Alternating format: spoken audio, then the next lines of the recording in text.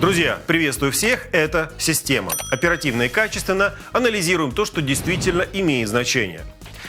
Гром среди и так не очень ясного неба. Масштабная утечка документов из Пентагона. Одна из главных топ-новостей мира. Кто и зачем слил в сеть десятки засекреченных отчетов, карт и графиков о российско-украинской войне? Что нового мы из них узнали? Ну и угрожает ли слив анонсированному контрнаступлению украинской армии? Сейчас детально все разложим и разберемся вместе. Поехали!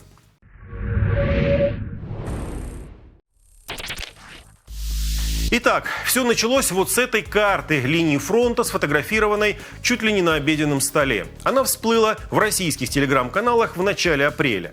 Так называемые Z-патриоты распространяли ее как сверхсекретный документ Пентагона, в котором содержатся потери сторон по состоянию на 1 марта 2023 года.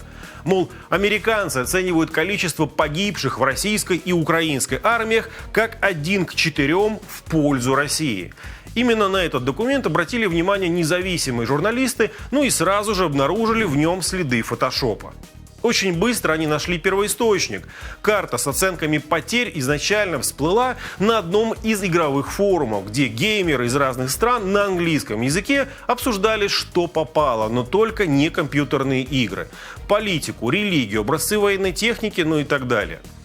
Так вот, в этом условно-оригинальном документе потери убитыми оценивались как 1 к 2,5 и не в пользу России. То есть русские телеграм-умельцы, скорее всего, случайно увидели красивый документ на игровом форуме и просто решили его отфотошопить в свою пользу. Но вот сама карта показалась журналистам весьма правдоподобной. И тут, как говорится, понеслось. Прошерстив несколько таких игровых форумов, расследователи нашли десятки таких же правдоподобных документов, в основном о российско-украинской войне. Как оказалось, они начали появляться в сети еще в марте и содержали разнообразные графики, но также весьма специфические военные сокращения. Документы не только рассказывают о потерях, понесенных обеими сторонами, но также об их уязвимости, ну и еще что более важно, о том, каковы будут силы сторон, когда Украина решит начать свое долгожданное весеннее наступление. В это время в кабинетах Пентагона, по сообщениям американских СМИ, уже царила паника. Ведомство официально признало, по крайней мере, часть документов, которые гуляют по сети, правдива. Я впервые узнал об утечке секретных документов Пентагона утром 6 апреля, и с этого момента созываю ежедневные совещания по поводу слива информации. Документы, которые уже засветились, датируются 28 февраля, 1 марта. Я не знаю, есть ли другие. Мы будем продолжать расследование, попытаемся определить масштабы ущерба и перевернем каждый камень, пока не найдем источник утечки. Итак, кто стоит за этой масштабной утечкой? Есть несколько версий, и одна из последних опубликована в Вашингтон-Пост. Ну, давайте коротко пройдемся по каждой. Итак, первое. За сливом стоит российская разведка во главе с Сергеем Нарышкиным. Помните такого? Ну, того, что перепуганно заикался перед Путиным на том роковом совещании накануне 24 февраля. Вы предлагаете начать переговорный процесс? Говорите прямо. Я поддержу предложение о признании. Поддержу или поддерживаю? Говорите прямо, Сергей. Поддерживаю предложение. Так и скажите, да или говорю, нет. Да.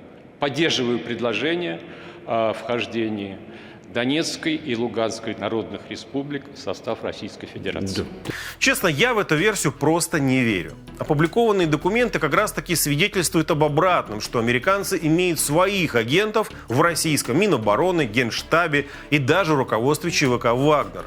Уж больно детально там описывается состояние российских подразделений. Но даже если предположить, что российская разведка получила планы контрнаступления ВСУ, то почему она сливает их в сеть и раздувает скандал мирового масштаба, а не сохраняет полученную информацию в тайне, чтобы хорошо подготовиться к встрече с украинской армией?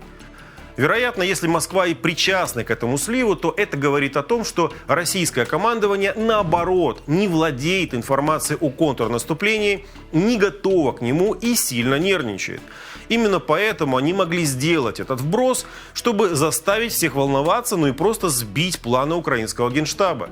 Так, например, считает украинский военный эксперт, аналитик информационного сопротивления Александр Коваленко. Эта дезорганизация как таковая не получилась тому, кто замышлял ее организовать. А кто мог за этим стоять? Ну, кому это выгодно в настоящее время? Конечно же, Российская Федерация. Особенно удручает то, что они продолжаются не через серый сегмент, через который обычно сливают разного рода подобные ИПСО, а оно происходит через издания. Для некоторых даже вроде бы как уважаемые. Там Нью-Йорк Таймс, например, Таймс и прочие. Ну и тут еще добавлю, я не верю в то, что русские сейчас способны вытащить хоть что-то из Пентагона. Истории последних лет о приключениях русских штирлицев за границей – это анекдот. Например, если помните, была такая шпионка Анна Чапман с целой сетью российской агентуры в Соединенных Штатах, которая, как выяснилось, отправляла в центр просто откровенную пургу. Например, график поездок американского президента на 5 лет вперед, хотя президента выбирают на 4. Ну и такой график, как вы понимаете, просто абсурд. Ну или вот история про агентов ГРУ, которые приехали на спецоперацию в Нидерланды взломать компьютеры организации по запрету химоружия, и у них в карманах нашли чек за поездку на такси из здания ГРУ в аэропорт Шереметьево. Квитанцию не выкинули, чтобы, как вы понимаете, отчитаться перед бухгалтерией за потраченные командировочные. Словом, вряд ли. Нет. Вторая версия, что американцы специально слили эти документы, чтобы дезинформировать Россию. Ведь еще Уинстон Черчилль говорил: в военное время правда столь драгоценна, что ее должны охранять караулы лжи. И как тут не вспомнить Вторую мировую и операцию «Мясной фарш». В результате инсценированной авиакатастрофы к немецкому командованию попали поддельные документы, конечно же, с грифом «совершенно секретно». Их обнаружили у трупа в форме британского офицера на берегу Испании. Документы убедили Генштаб Германии в том, что в 1943 году союзники будут высаживаться в Греции, а не на Сицилии, как планировали британцы на самом деле. Ну и пример посвежее. Все лето Украина активно распространяла слухи о контрнаступлении на Херсонском направлении. Ну и в августе оно даже началось. Но главный удар, как вы помните, был нанесен в Харьковской области в начале сентября. Конечно же, такие сравнения очень красивы, и в них хочется верить. Но в данном случае до конца непонятны цели этого контролируемого слива. Ведь в документах, во всяком случае обнародованных на данный момент, нет ни слова конкретики, ни дат, ни направления возможного удара в ВСУ. В чем тогда смысл? Убедить российский генштаб в том, что украинская армия слаба? Получится ли это? И не слишком ли высок риск того, что такой слив напугал союзников американцев? По сообщению издания «Политика», официальные лица в Лондоне, Брюсселе, Берлине, Дубае и, конечно же, в Киеве просто в шоке от утечки. Они с возмущением спрашивают Вашингтон, как такое могло произойти. Ну и что делается для того, чтобы этого не повторилось. Ведь в свободном доступе оказались и секреты этих государств. И, как говорил французский философ Вольтер, раскрыть свою тайну – это глупость, а раскрыть чужую – предательство. Вот что говорят о последствиях слива для США американские эксперты.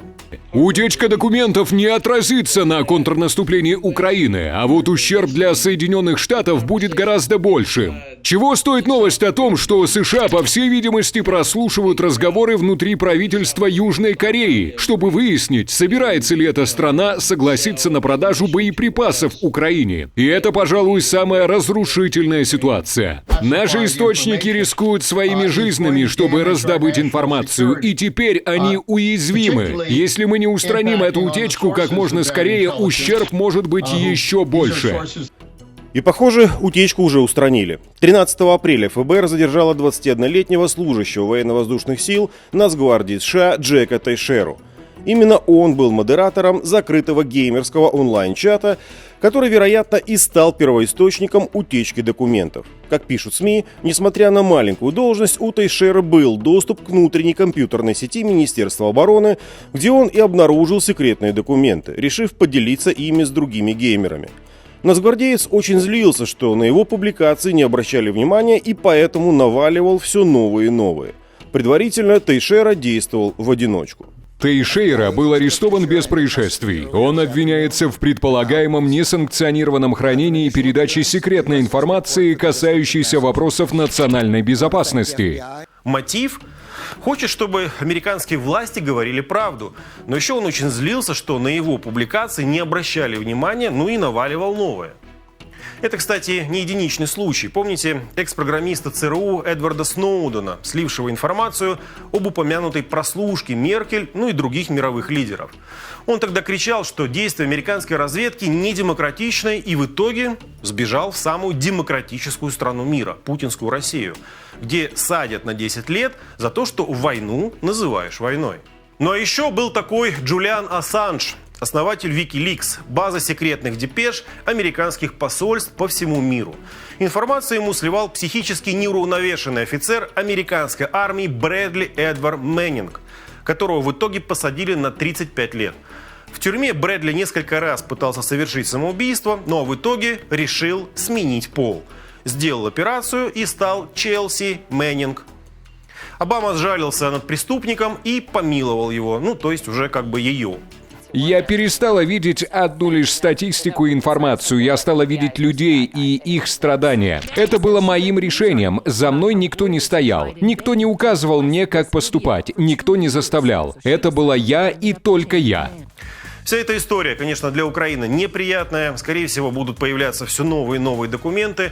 Ну и разобраться, какие правдивые, какие сфальсифицированы, будет крайне сложно. Однако не думаю, что они будут содержать информацию, которая и впрямь может навредить будущему украинскому контрнаступлению. Давайте вместе поразмышляем. А если в утекших документах реальные военные тайны, а не просто печать совершенно секретно на листах бумаги? Ну, вот, например, в одном из документов говорится, что украинское ПВО почти полностью состоит из комплексов С-300 и БУК, а Украина испытывает проблемы с ракетами к этим системам. Так об этом на основании открытых источников система рассказывала еще в октябре прошлого года. Не верите? Пересмотрите материал о защите украинского неба. Ссылку оставлю в описании. Другой документ говорит о том, что украинское командование в конце февраля оценивало ситуацию в Бахмуте как критическую. Это что, секрет? Да нет, об этом пускай не с такой прямотой говорили официальные лица. О возможном присутствии в Украине британских военных, обучающих местных солдат, еще летом писали британские таблоиды The Sun и Sunday Mirror. Ну или взять, казалось бы, сенсационную информацию о том, что США следят и чуть ли не прослушивают разговоры Зеленского. То, что это появилось в публичном поле, конечно, плохо, но неужели у кого-то были иллюзии по этому поводу? Еще в 2013 году стало известно, что американцы прослушивают телефонные разговоры немецкого канцлера Меркель, ближайшего союзника Вашингтона. Немцы тогда, конечно, немного поворчали, но в итоге смирились. К чему я веду? Чего-то, прям-таки сенсационного в этих документах я пока не увидел. Скорее всего, Пентагон составлял такие документы для презентаций, для закрытых брифингов с участием американских конгрессменов, сенаторов. По-настоящему секретная информация в такие документы никогда не попадает. Доступ к ней имеет исключительно президент и члены Совета национальной безопасности. Но официальный Киев, я думаю, должен сделать выводы, ведь еще летом прошлого года анонимные американские генералы жаловались изданиям Washington Post и New York Times на то, что они не имеют полной картины происходящего на фронте, потому что Украина до конца не доверяет США и скрывает от Пентагона важную информацию. Ну что ж, теперь понятно почему. Но еще неплохо было бы выставить США своего рода счет за происшедшее, ведь слив, пусть и не такой уж тайной, но чувствительной информации, вносит коррективы в планы ВСУ. Возможно, получится дожать Вашингтон и получить больше техники, например, истребителей F-16. Напоследок, хочу спросить у вас, кто, по вашему мнению, стоит за утечкой с Пентагона и кому она выгодна? Пишите в комментариях, мне интересно ваше мнение. Друзья, это «Система». Подписывайтесь на канал. Держим строй, верим в победу и верим в ЗСУ. Счастливо!